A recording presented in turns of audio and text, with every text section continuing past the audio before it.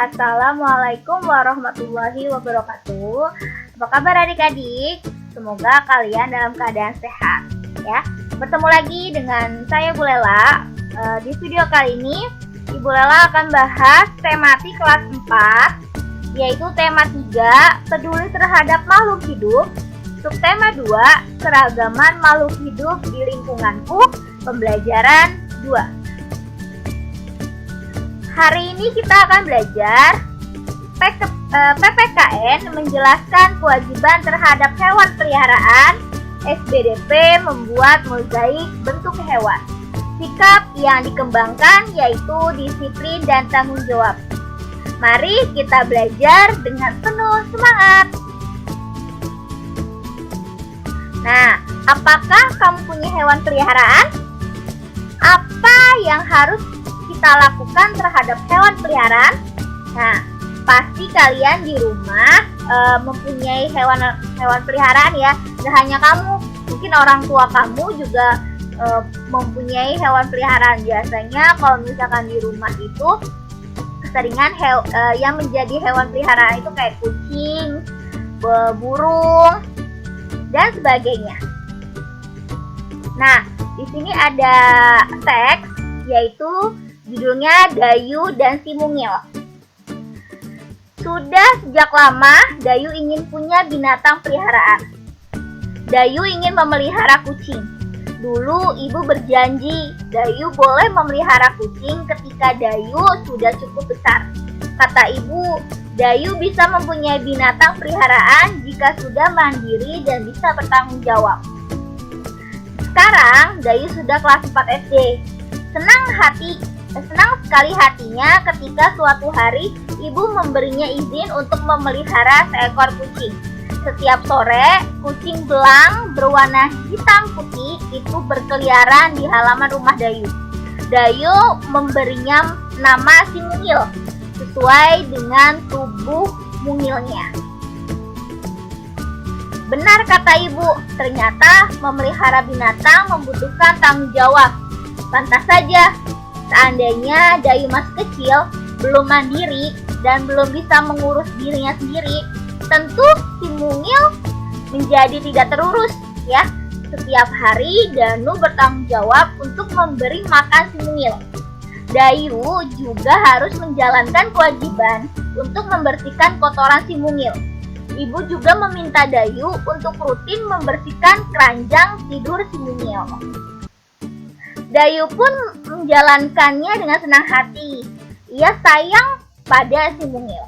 Dayu tahu ia harus memberi hak si Mungil untuk hidup terurus, nyaman, dan senang tinggal bersama Dayu. Ibu memberi Dayu hak memelihara binatang.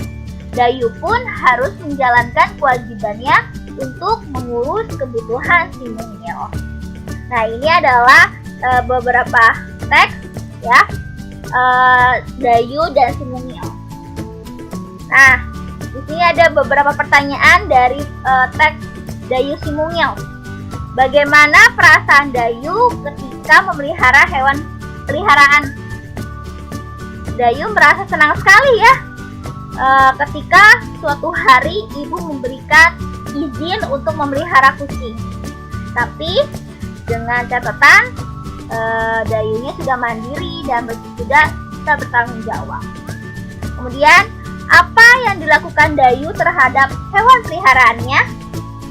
Nah, Dayu memberi makan, ya, membersihkan kotoran, dan membersihkan keranjang tidur si Mungil. Itu yang dilakukan Dayu terhadap si Mungil. Kemudian, apakah Dayu sudah mendapatkan haknya? Jelaskan. Dayu sudah mendapatkan haknya ya, yaitu memelihara kucing. Kemudian, Dayu, apakah Dayu sudah melaksanakan kewajibannya? Jelaskan. Nah, Dayu sudah melaksanakan kewajibannya dengan memberi makan dan membersihkan kotoran dan keranjang si Mungil. Nah, itu kewajiban si Dayu dan haknya juga sudah didapatkan. Jadi hak dan kewajibannya sudah. Nah, tuliskan hak dan kewajiban kita terhadap hewan peliharaan. Apa aja sih hak dan kewajiban kita terhadap hewan? Yuk kita bahas lebih lanjut. Nah, di sini ada tabel ya. Tulislah hak-hak kamu ketika memelihara hewan. Yang pertama, yang hak kamu yaitu bermain dengan hewan peliharaan, ya, mendapatkan hiburan dari hewan peliharaan, terus hilang dari rasa kesepian, ya, belajar untuk bertanggung jawab, belajar untuk mandiri, ya. Bertanggung jawab itu maksudnya hewan kamu tuh harus kamu urus gitu, jadi memberi makan dan membersihkan kotorannya, itu termasuk tanggung jawab. Dan juga ada kewajiban kamu nih, ya, kewajiban kamu ketika memelihara hewan, yaitu memberi makan dan minum hewan peliharaan, membersihkan dan memandikannya, ya, memberikan kandang yang baik dan membersihkan kandangnya, terus mengobati ketika sakit dan memberi vaksin penyakit, memberikan perhatian dan kasih sayang. Nah, ketika sakit, jika kamu tidak ngerti vaksinnya, kamu bisa bawa hewan peliharaan kamu ke dokter hewan terdekat. Nah, ini adalah hak dan kewajiban ketika kita memelihara hewan. Nah, apa dampak jika kita tidak melakukan kewajiban dalam memelihara hewan peliharaan? Ayo, ada yang tahu nggak dampaknya apa nih jika kita tidak melakukan kewajibannya? Yaitu, nah, ini dampak bagi hewannya. Ini contohnya kewajibannya memberi makan dan minum. Jika tidak dilakukan, hewan akan menjadi kelaparan dan haus. Dan dampak bagi lingkungannya juga menimbulkan suara berisik. Kalau kucing, misalkan hewan peliharaan, jika tidak dikasih makan atau kelaparan, pasti dia berisik suaranya, ya kan? Terus kewajibannya membersihkan dan memandikan. Nah, dampak bagi hewan yang tidak terurus berarti menjadi kotor dan tidak sehat. Nah, dampak bagi lingkungan menimbulkan penyakit. Oke, yang ketiga, memberikan kandang yang baik dan membersihkan kandang. Nah, dampak untuk hewannya yaitu hewan tidak bisa tidur dengan baik. Dan untuk lingkungan sekitar, hewan berkeliaran di kemana-mana. Berarti menimbulkan penularan penyakit, ya. Gitu. Terus mengobati ketika sakit. Nah, dampak bagi hewan yaitu menjadi sakit. Nah, dan dampak lingkungannya dapat menularkan penyakit kepada manusia. Jadi kalian harus berhati-hati. Makanya kita harus wajib melakukan kewajiban terhadap hewan. Terus yang terakhir, memberikan perhatian dan kasih sayang. Berarti dampak bagi hewan yang tidak kita lakukan yaitu hewan menjadi liar dan tidak terurus. Ya, dampak bagi lingkungannya dapat mengganggu ketentraman lingkungan. Nah, ini adalah dampak jika kita tidak melakukan kewajiban terhadap hewan. Oke.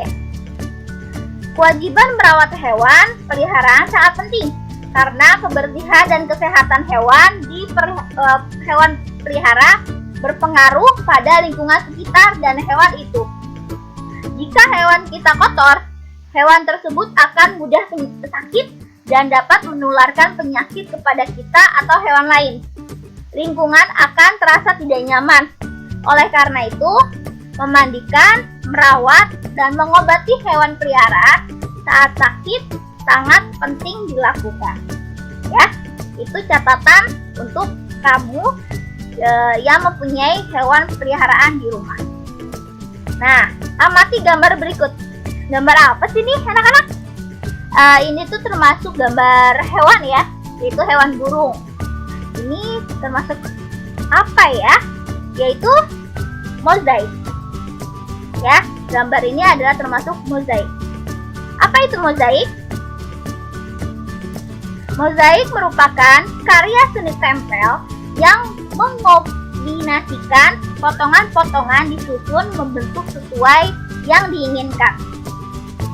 Bahan membuat mozaik misalnya biji-bijian, potongan kertas, ya, potongan kaca atau ubin, potongan kulit telur dan lainnya. Seperti tadi contoh gambar yang sebelumnya itu gambar hewan burung dengan adanya tempelan biji-bijian. Nah, bagaimana cara membuat mozaik? Yang pertama, gambar pola gambar tentang keragaman Indonesia di kertas gambar A4. Bisa gambar hewan, bisa gambar tumbuhan, bisa gambar benda di sekitar, ya. Kemudian yang kedua, berilah lem pada bidang gambar. Jadi kamu berikan lemnya dulu tuh, ya. Ketiga, tempelkan biji-bijian dengan rapi. Nah, biji-bijian ini banyak ya, bisa dengan biji kacang hijau atau kacang tanah, terus kacang mede mungkin, atau jagung kering, ya, itu bisa kok. Terus yang terakhir, perhatikan komposisi warnanya. Nah, berikut ini adalah cara membuat mozaik. Untuk kepingan ditempel pada media kertas, kanvas, bisa juga lantai atau dinding yang telah diberi pola dari berbagai macam bentuk potongan yang tidak karuan. Potongan dari berbagai warna sehingga membentuk gambaran yang diinginkan. Umumnya karya seni mozaik tidak diberi warna. Variasi warna dapat dari warna asli dari pembentuknya. Jadi warna aslinya dari bahan-bahan mozaik ya. Nah, ini berikut adalah contoh hasil karya seni mozaik. Jadi yang pertama itu gambar apel ya. Gambar apel ini terbentuk dari potongan kertas, kayak kertas origami ataupun kertas lainnya. Kemudian ini ya gambar yang kedua, gambar kupu-kupu ya. Itu ada ya, ada jagung kering, ada kacang hijau, ada kacang tanah ya, dengan variasi warna yang bagus sekali. Kemudian yang ketiga ini ada gambar meja. Nah, ini adalah terbuat dari potongan kaca atau ubin. Jadi dia dihancurin dulu berkeping-keping gitu kan, dengan bentuk yang tidak karuan, kemudian diberikan perekatnya, lalu ditempelkan. Walaupun warnanya berbeda-beda, tapi bagus ya, cantik sekali. Nah, alhamdulillah sekian ada video pembelajaran Bu Lela hari ini.